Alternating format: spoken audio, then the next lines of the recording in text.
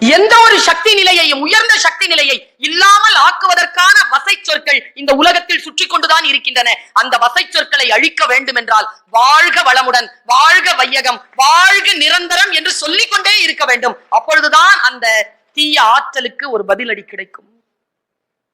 தீய ஆற்றலை இல்லாமல் ஆக்குவதற்கு, நல்ல ஆற்றலை பெருக்குவதற்கு நம்மால் முடியும். விவேகானந்தர் சொல்கிறார்கள், வாங்க நீங்களும் சாமி கும்பிடுங்க, நானும் கும்பிடுறேன். நான் சொல்றதுக்கு எதிரா நீ ஒரு வேட்கையை வை, உனக்கு எதிரா நான் ஒரு வேட்கையை வைக்கிறேன், சாமி யார் பேச்ச கேக்குதுன்னு பாக்கலாங்கிறாருங்க. அவ்வளவு துணிச்சலாக நீங்கள் சொன்னதற்கு என்ன காரணம் என்று கேட்டபொழுது அவர் சொல்கிறார், இறைவனிடத்தில் என்னால் தீவிரமாக ஒன்றை கேட்க முடியும், தெரியும். எதை நாம் தீவிரமாக கேட்கிறோமோ ஆற்றல் அதற்கு பதில் தருகிறது என்று பேசுகிறார். நன்மையை ஜெயிக்க வேண்டும் என்றால், தீமையை வெல்ல வேண்டும் என்றால் நாம் நன்மை செய்வதில் தீவிரத்தன்மையை காட்டியாக வேண்டும்.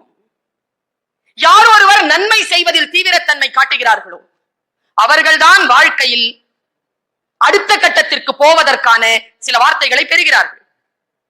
நான் சமீப காலமாக ரூமி வாசித்துக் கொண்டிருக்கிறேன்.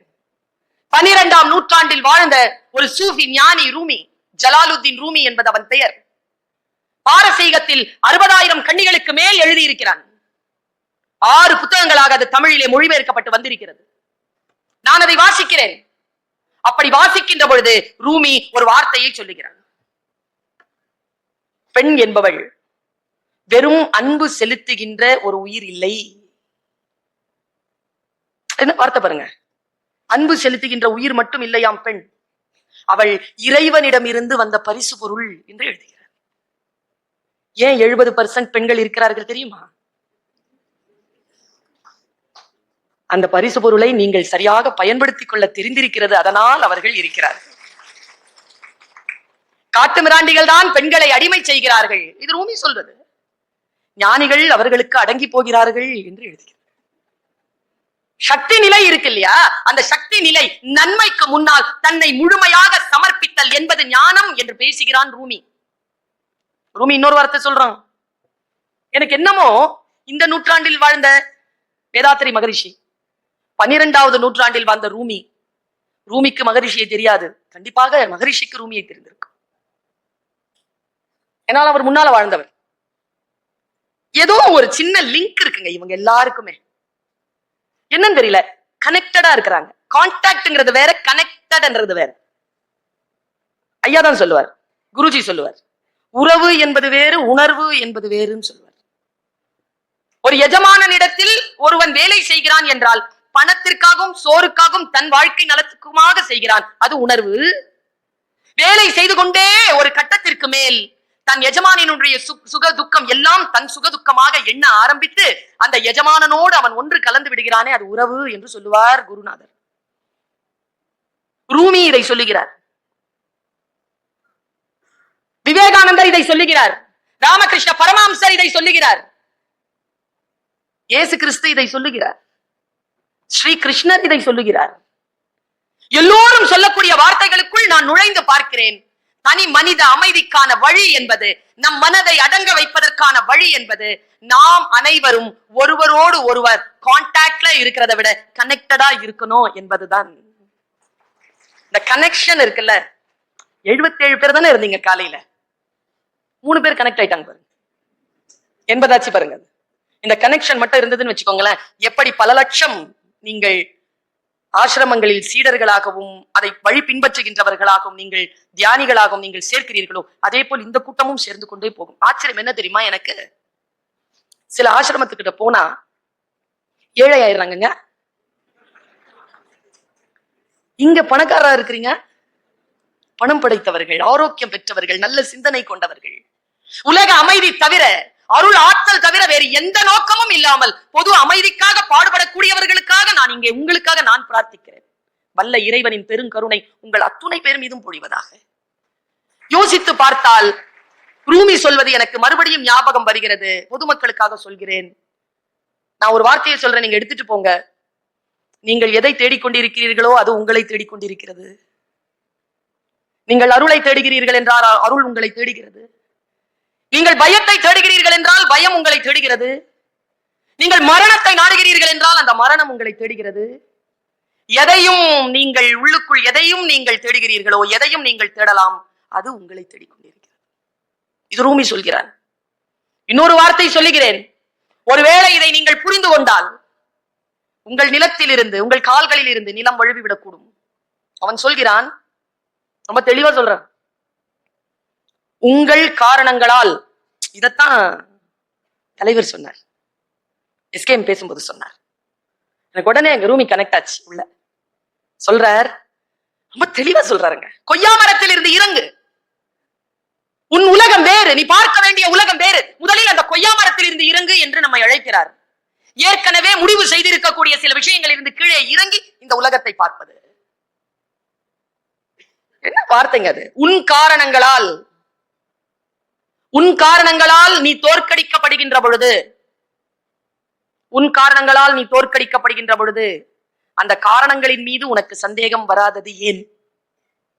இப்படி கேட்கிறான் ரூமி. அதன் மீது சந்தேகம் வந்து இதுதான் என் தோல்விக்கு காரணம் என்ற பொறுப்புணர்வு எப்பொழுது உனக்கு வருகிறதோ அப்பொழுது உன் வாழ்க்கையில் அருள் கூடும் என்று பேசுகிறார் வேதாத்திரி மகரிஷி. அதைத்தான் எஸ்கேஎம் அவர்கள் சொன்னார்கள். எனக்கு இவர் மேல எனக்கு கவனம் வந்ததுக்கு ஒரே ஒரு காரணம் தான். எனக்கு தியானம் எல்லாம் என்னென்னலாம் முதல்ல தெரியாது. அதெல்லாம் இப்படிலாம் உட்கார்றதெல்லாம் என்னன்னு தெரியும். எனக்கு தொழ தெரியும், அவ்வளவுதான். அப்படி தொழுதால் நான் இறைவனை தியானத்தோடு தொழ தெரியும், எனக்கு அவ்வளவுதான். எந்த நினைவும் இல்லாமல் பேராற்றலை எண்ணிக்கொண்டு எந்த மந்திர உச்சாரணம் இல்லாமல் அமைதியாக உட்கார்றதே எனக்கு பயிற்சி இல்லை. அவர் சொன்னாருங்க, எது தியானம்னு. ஏன் தெரியுமா? அவரை இன்றைக்கு இந்த உலகமே கொண்டாடி கொண்டிருக்கிறது. எந்த மதம் இல்லை, நான் எந்த மதம், நான் ஏன் வந்து வேதாத்திரிய பேசிட்டு இருக்கேன்? எங்க வீட்லயோ எங்க ஊர்லயோ என் சமூகத்திலயோ யாரும் என்ன ஒன்னும் சொல்ல மாட்டாங்க இவரை பத்தி பேசினா. ஏன்? என்ன காரணம்? அவருடைய நோக்கம் இருக்கு இல்லையா? அது எந்தெந்த மதங்கள் சொல்லுகின்ற உன்னத நோக்கமோ அந்த நோக்கங்களுக்கெல்லாம் பெரிய நோக்கமாகத்தான் இவருடைய நோக்கம் இருந்திருக்கிறது.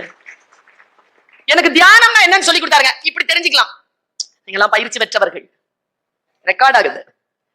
ஒருவேளை தியான பயிற்சி இல்லாதவர்கள் கூட என் பேச்சை கேட்க கூடும். நீங்கள் பேசினால் அறிவு கோயிலுக்கு நீங்கள் அவர்களை வரவழைப்பதற்காக பேசுவதாக அமையும். நான் பேசினால் அப்படிப்பட்ட நோக்கம் எனக்கு கிடையாது.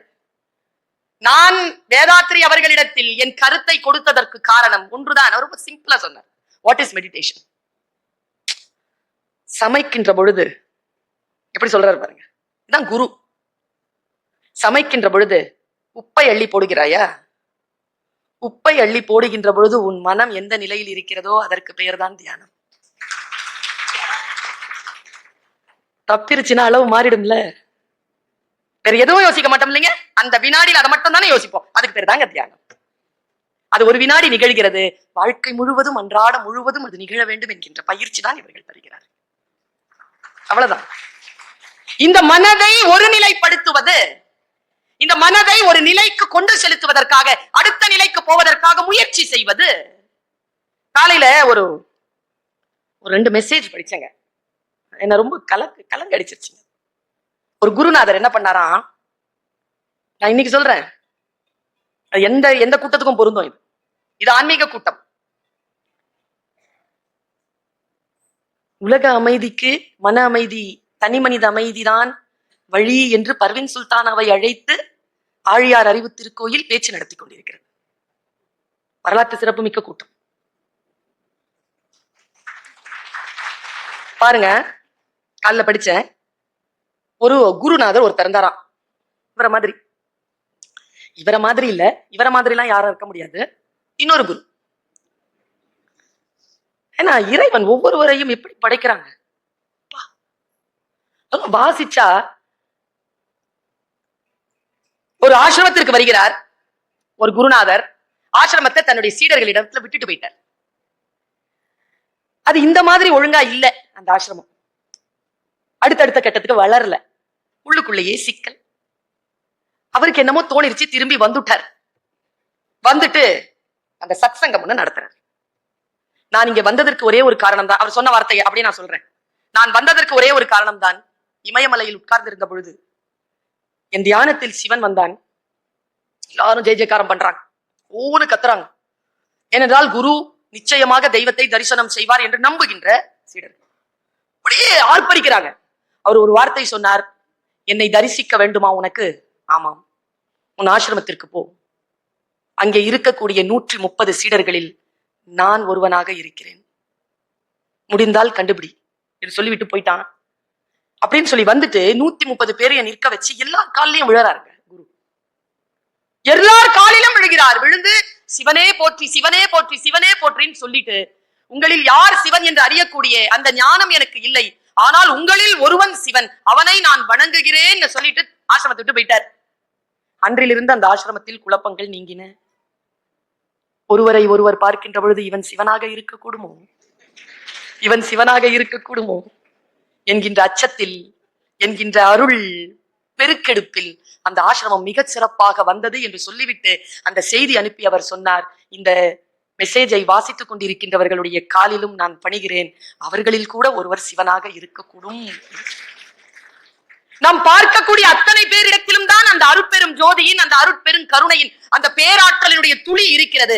ஆனால் அதை வெளிப்படுத்தக்கூடிய வாய்ப்பு நிறைய பேருக்கு இல்லை. அந்த வாய்ப்பை வெளிப்படுத்தக்கூடிய களம் தான் இத்தகைய பயிற்சி களம் என்று நான் கருதுகிறேன்.